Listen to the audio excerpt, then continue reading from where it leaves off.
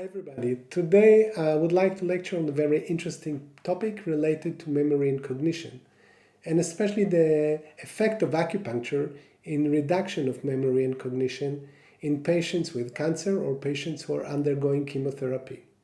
And I would like to thank the American Acupuncture Council for putting up this presentation.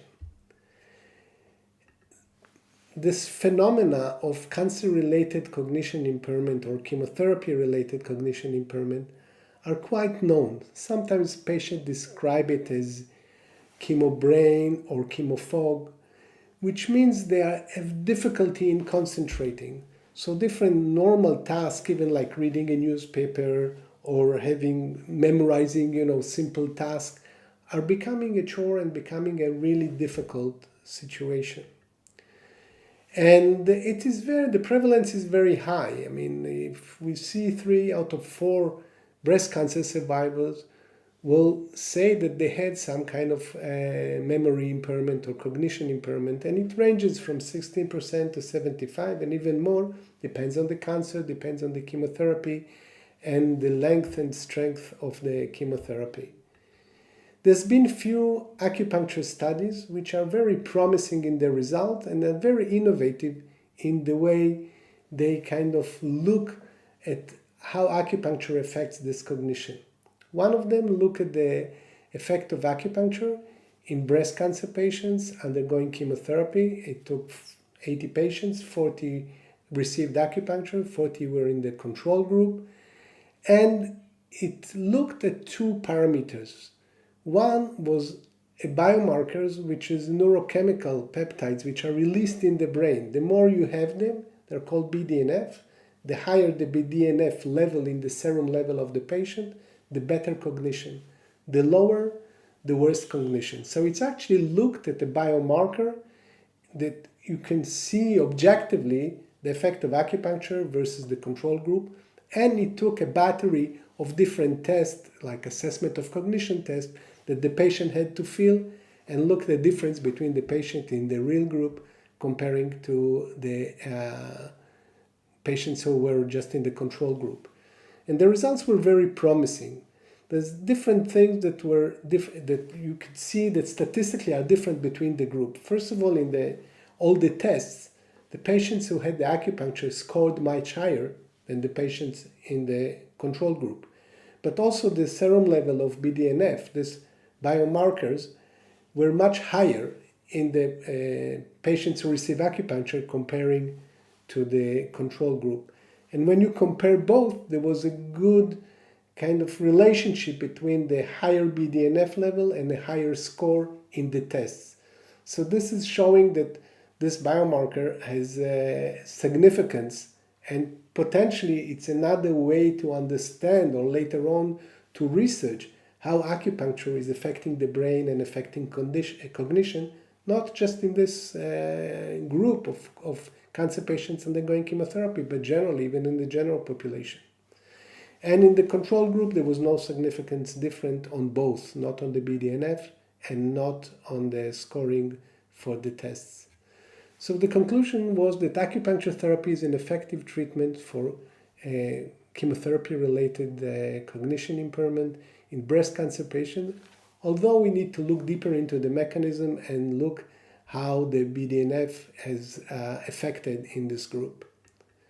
When we look at the acupuncture point, it's quite interesting. You see that a group of acupuncture points are concentrated in the head, and there is additional points on the leg, like stomach 36, so it affects more, in Chinese medicine we'll say the spleen, the yi, the ability to digest information. Gallbladder 39 will affect the gallbladder, which also nourishes the brain, but it's also a point for the marrow, which is reduced during chemotherapy, and kidney point. And kidney, as we know, and the Z of the kidney is especially important for a long-term memory. So the design was quite interesting. Some point on the head that affects memory and points that affect the postnatal and prenatal qi. Another interesting study was on, it's a very small, it's a kind of very pilot study or initial study, but it was very interesting in the way it was designed. And it was in cancer-related cognition impairment in Chinese group, gynecological cancer patient. But the reason I want to bring this study, because they looked already at 3 parameters. So they look at the assessment, like patient has to fill in the forms. They looked also at the microstructural of the white matter in the brain, because there is a certain reduction in a certain area in the brain when cognition is lowered. So they look at the difference also in the white matter itself in the brain, and look at the different neurochemical peptides in the brain, the NNA. And also in the small group, there was a big difference between control group and between the real. They used the different points, all of them on the head, as you can see. So it has its advantage and disadvantage. And the patient can determine which points he's choosing according to the patient's condition. This is example for Tai-Yang point on the head, which can also be used for other headaches and other problems in the head when we use it normally in acupuncture.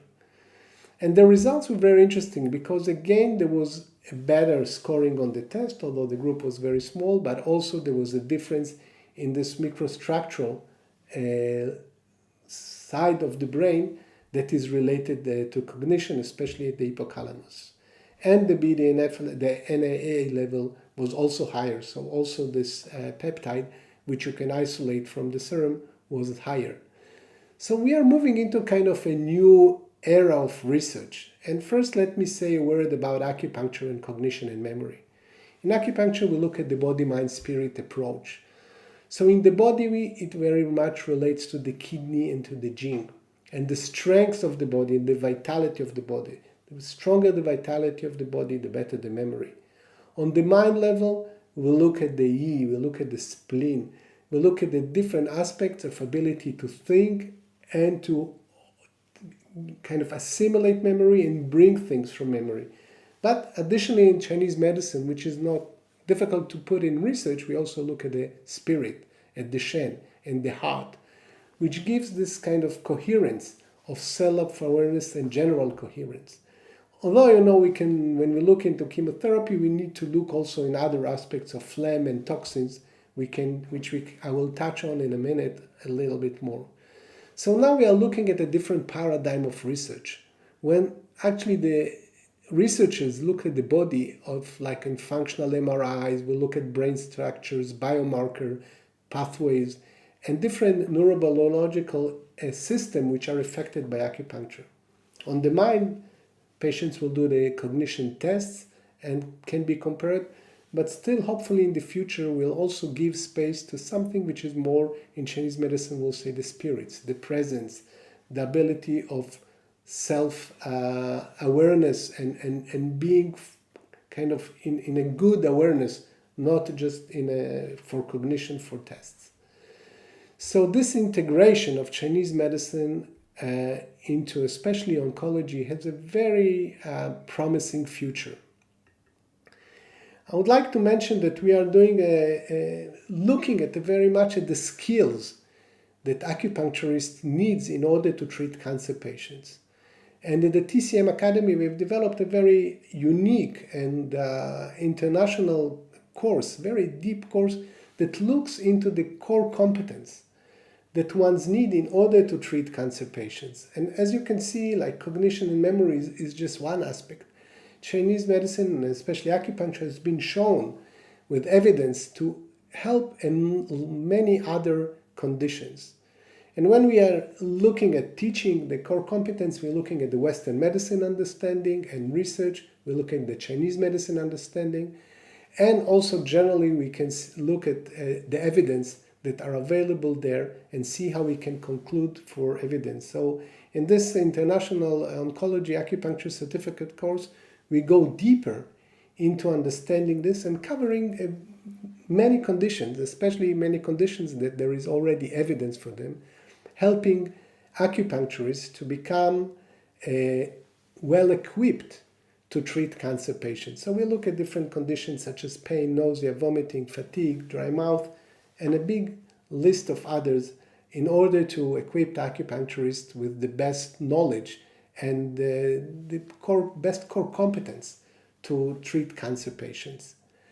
So I hope you enjoyed this presentation. I would like to thank you very much. If you have further questions, you can write to me. And all the very best. Be healthy and well. Thank you very much.